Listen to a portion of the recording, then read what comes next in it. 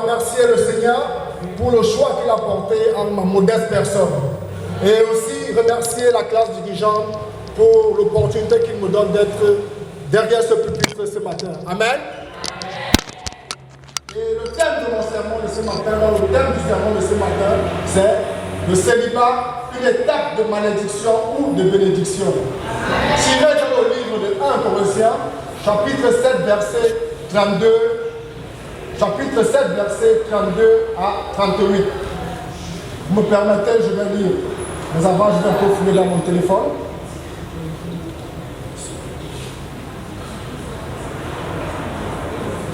Ok, je vais lire. Or, je voudrais que vous fussiez sans inquiétude. Celui qui n'est pas marié s'inquiète des choses du Seigneur, des moyens de plaire au Seigneur. Et celui qui est marié s'inquiète des choses du monde, des moyens de plaire à sa femme. Il y a de même une différence entre la femme et la vierge.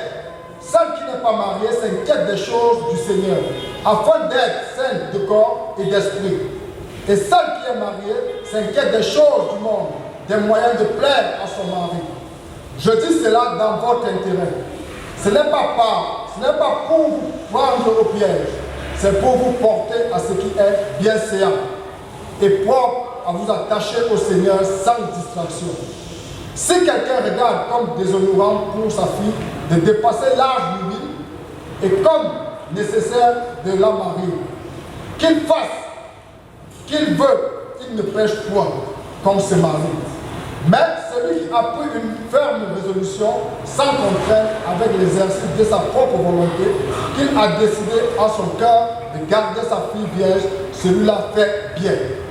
Ainsi, celui qui marie sa fille fait bien, et celui qui ne la marie pas fait mieux. Amen. Frères et sœurs, en prenant le contexte plus large, c'est-à-dire les versets qui viennent avant et les versets qui viennent après, vous conviendrez avec moi que le célibat s'annonce ici comme une période transitoire marquée par une liberté d'action conséquente. Quand on parle d'action conséquente, il peut y avoir des actions négatives, des actions positives. Amen.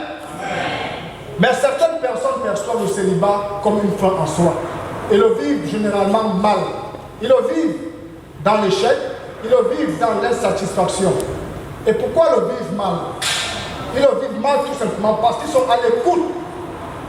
Ils sont à l'écoute des pensées erronées sur le célibat.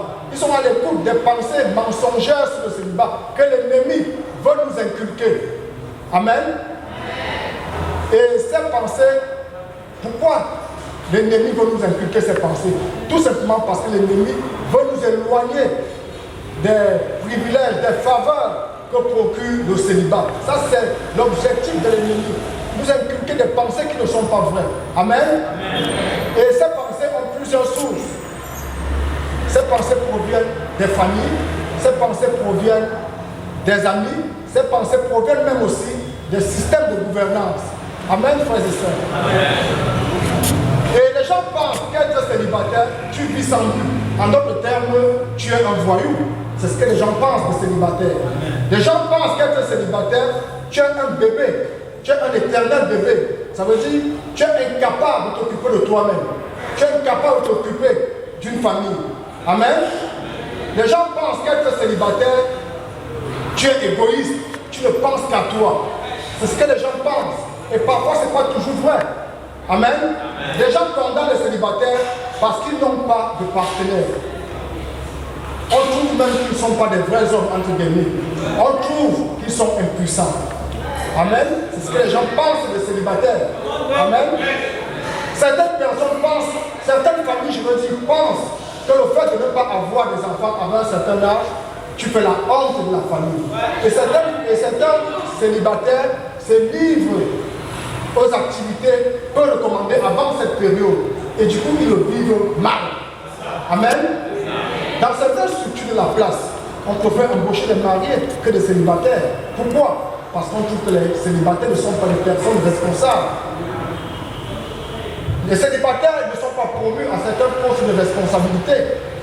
Et pourquoi? Quand on voit même là-dehors, dans nos structures, dans nos ministères, c'est là qui détournent le plus. Ce ne sont pas des célibataires, ce sont des mariés.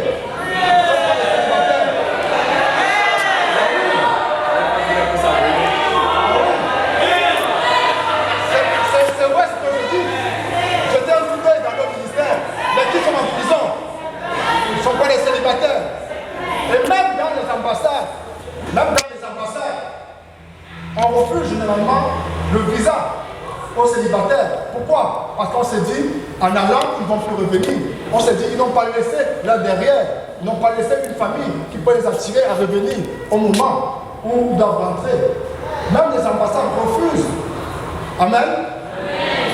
Et voilà donc les raisons qui amènent les gens à vivre mal leur saison de célibat. Amen. Et cette pensée amène à traiter les célibataires différemment. Et le diable n'a qu'un seul but, nous éloigner de l'épanouissement que procure le célibat. Frères et sœurs, ça c'est les ruses du diable. Et ces ruses, ce n'est pas toujours la vérité. Mais quand Dieu nous a créés, Dieu nous a donné une notice de vie. Et cette notice de vie, c'est la Bible. Amen. Et la Bible, c'est la parole de Dieu. La Bible, c'est ce qui est vrai. Quand Dieu dit quelque chose, c'est ce qui est vrai. Ce n'est pas ce que les gens pensent. Ce n'est pas les ruses du diable. Et Dieu nous a donné cette notice de vie qui est la Bible, qui est la parole de Dieu, qui est la vérité. Amen. Et la Bible aujourd'hui va nous enseigner sur ce que c'est que le célibat. Amen. 1 Corinthiens chapitre 7 verset 8 que je vais lire. 1 Corinthiens chapitre 7 verset 8.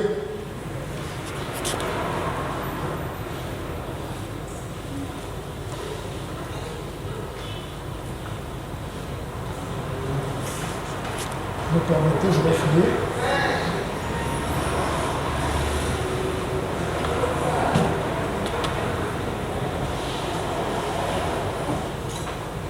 « 1 Corinthiens chapitre 7 verset 8 nous dit ceci. Moi je vais lire.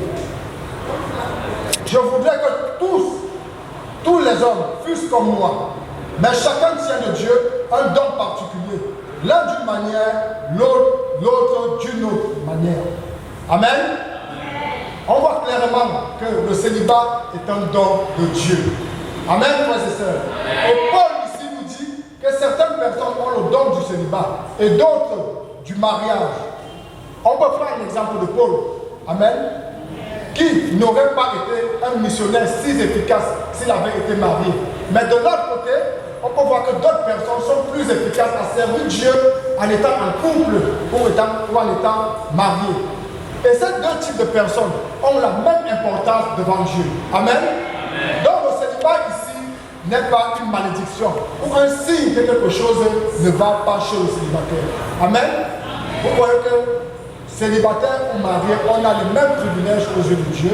C'est un don de Dieu d'être célibataire. Donc on ne doit pas prendre ça mal. On ne doit pas vivre une vie qui ne glorifie pas Dieu dans notre saison de célibat. Nous avons la même importance que les mariés. Amen. Alors c'est dans le livre de 1 Corinthiens, chapitre 7, verset 28.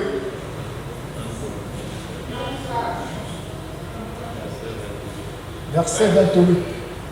Que je vais lire. Si tu t'es marié, tu n'as point péché. Et si la Vierge s'est mariée, elle n'a point péché. Mais ces personnes auront des tribulations dans la chair. Et je voudrais vous les épargner. Ici, Paul nous donne les avantages d'être célibataire. Amen. Les célibataires sont à l'abri des tribulations liées au mariage. Amen. Ça, c'est un premier avantage.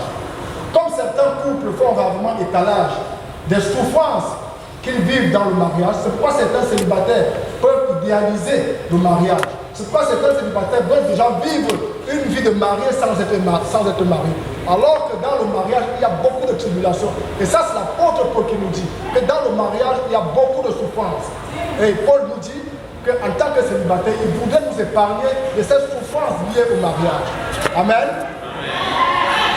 On va partir dans le livre de 1 Corinthiens, chapitre 7, versets 32 à 34. 1 Corinthiens, chapitre 10, chapitre 7, versets 32 à 34. Vous êtes avec moi, j'espère. Et ça, c'est la Bible qui parle. Ça, ce n'est pas les pensées du monde. Ce n'est pas la pression de la famille. Ça, c'est la Bible qui dit que le célibataire, c'est un don de Dieu. Le célibat, c'est un don de Dieu. Donc, en tant que célibataire, on doit vivre une vie épanouie. Comme vous me voyez, moi je suis un célibataire, mais pas n'importe quel célibataire. Je suis un célibataire épanoui et équilibré.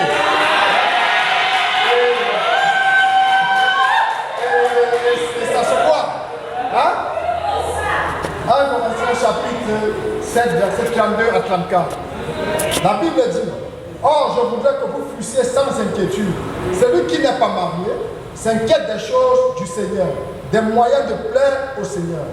Et celui qui est marié s'inquiète des choses du monde, des moyens de plaire à sa femme.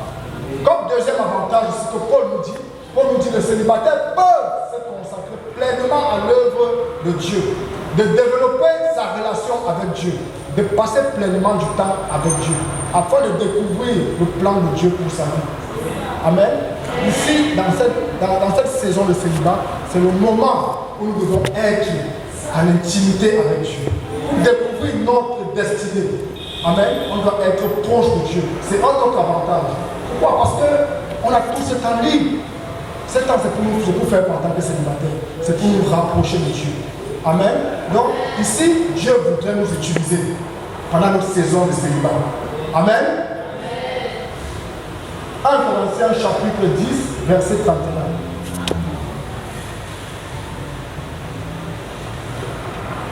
Verset 31. La Bible dit, soit donc que vous mangez, soit que vous buviez, soit que vous fassiez quelque autre chose, faites tout pour la gloire de Dieu. Mais cette période de célibat te permet de bâtir, de te bâtir, de développer tes capacités que Dieu a mis en toi. Parce que quand Dieu nous a créé, Dieu a mis des capacités en nous. Et c'est pendant cette période de célibat que nous devons développer toutes les capacités que Dieu a mis en nous. Ce n'est pas quand on sera marié. C'est pendant que nous sommes encore célibataires que nous devons développer toutes ces qualités. Donc en tant que célibataire,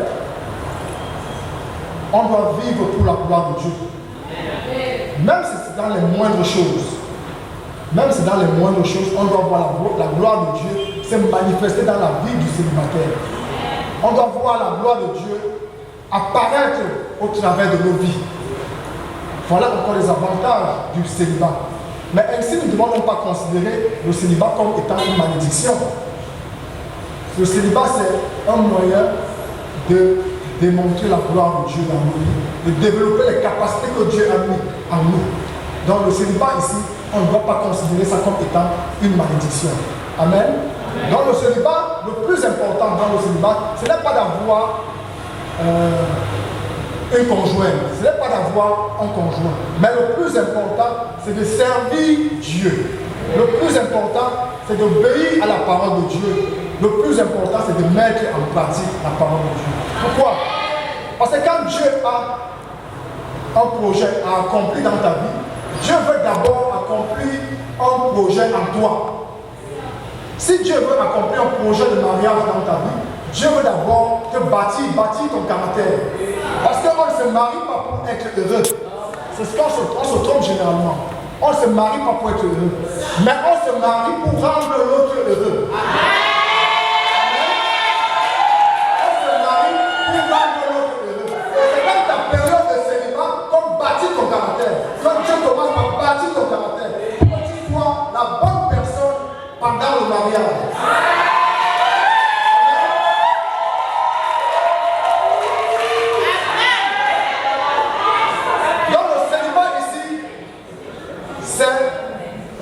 Moment où Dieu veut bâtir ton caractère. On se marie pour rendre l'autre heureux. On se marie pour rendre l'autre heureux. Donc, c'est dans le célibat qu'on commence à bâtir son caractère pour être la bonne personne pour le mariage. Amen. Si je vais dans le mariage pour attendre que c'est l'autre qui doit me rendre heureux, je suis égoïste. Donc, le célibataire commence à préparer son mariage, à se bâtir, à avoir le bon caractère pour être la bonne personne pour le mariage. Et c'est ça le projet de Dieu. Quand Dieu a un projet pour ta vie, il veut d'abord avoir un projet en toi, dans ta vie. Il veut d'abord bâtir ton caractère. Amen. Et l'obéissance à la parole de Dieu peut écourter ton célibat. Pareil aussi, la désobéissance peut allonger ton célibat.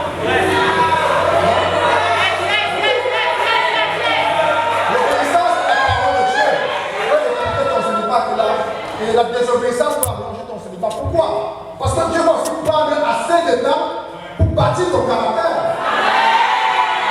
Amen. Donc le célibat est une étape où Dieu veut t'utiliser. Amen.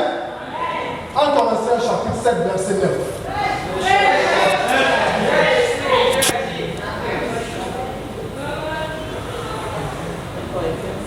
1 Corinthiens 7 verset 9.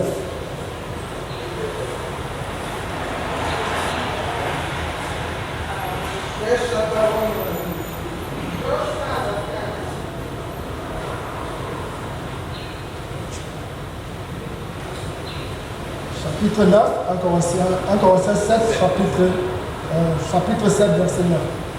Mais s'il manque de continence, qu'il se marie, car il vaut mieux se marier